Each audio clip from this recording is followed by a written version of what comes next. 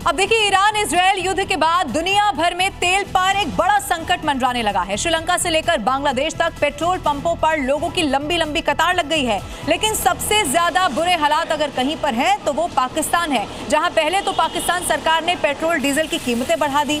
उसके बाद वहां के पेट्रोल पंपों पर अफरा तफरी का माहौल हो गया। हालात तो ये हो गए हैं कि 1 लीटर पेट्रोल डीजल के लिए लोगों को रात भर अब कतारों में खड़ा होना पड़ रहा है। पाकिस्तान में हालात इतने ज्यादा खराब हो चुके हैं कि पेट्रोल के झगड़े में 2 लोगों की गोली तक मार दी गई है। 3 अलग अलग तस्वीरें इसी से जुड़ी हुई आपके सामने है। देखिए, सियालकोट की भी अगर बात की जाए तो वहां पर गोली चल गई है। हालात इतने खराब हो गए हैं कि पाकिस्तान के जिन पेट्रोल पंपों पर पेट्रोल है भी, वहां पर आधी रात को ही कई किलोमीटर तक गाड़ियों की लंबी लंबी कतार पेट्रोल डीजल भरवाने के लिए लोगों की यहां लगी हुई है। पाकिस्तान में पेट्रोल की किल्लत की हालत इतनी खराब है कि पंजाब प्रांत के सियालकोट में पेट्रोल को लेकर हुई लड़ाई में एक युवक ने 2 लोगों को गोली मार दी। कराची में अफरा तफरी, इस्लामाबाद में लंबी कतारें, लाहौर में बेकाबू हालात। पाकिस्तान से आई इन तस्वीरों को देखने के बाद मुनीर शाहबाज लापता हो गए। तालिबान की पिटाई और ईरान इजरायल युद्ध ने पाकिस्तान का बेड़ा गर्क कर दिया।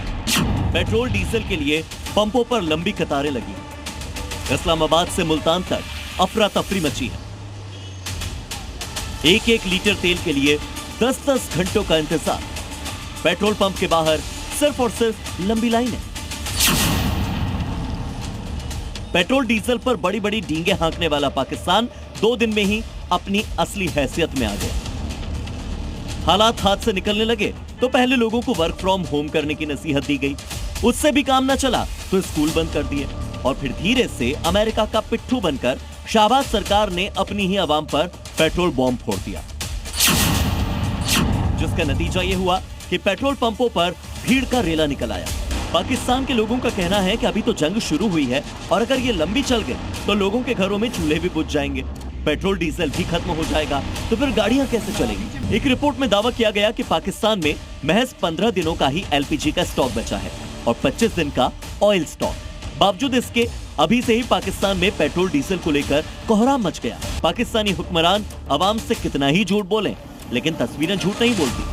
कराची से लेकर इस्लामाबाद तक पाकिस्तान में अफरा तफरी मची है और ऊपर से आधी रात में पाकिस्तान की शाहबाज सरकार ने पेट्रोलियम पर 55 रुपये का महंगाई बॉम्ब फोड़ दिया, जिसके बाद पाकिस्तान में पेट्रोल 321 रुपये और डीजल 355 रुपये प्रति लीटर पर पहुंच गया। पाकिस्तान के पेट्रोलियम मंत्री कह रहे हैं कि आपको घबराना नहीं है, हमारे पास इफरात में तेल है। लेकिन पाकिस्तान के पेट्रोल पंप डीलर्स का कहना है कि सरकार कम से कम इतना झूठ तो न बोलो, घर में तेल है नहीं और आप डींगे हाँक रहे हो। संकट से निपटने में पाकिस्तान सरकार के हाथ पैर फूल गए। कभी वर्क फ्रॉम होम दे दिया, कभी स्कूलों को बंद कर दिया। शाहबाज मुनीर तो समझ ही नहीं पा रहे कि आखिर करे तो करे क्या। पाकिस्तान की आवाम को अपनी सरकार से कोई उम्मीद नहीं बची है। उल्टा डर यह है कि कहीं सरकार गाड़ियां चलाने पर ही पाबंदी न लगा दे।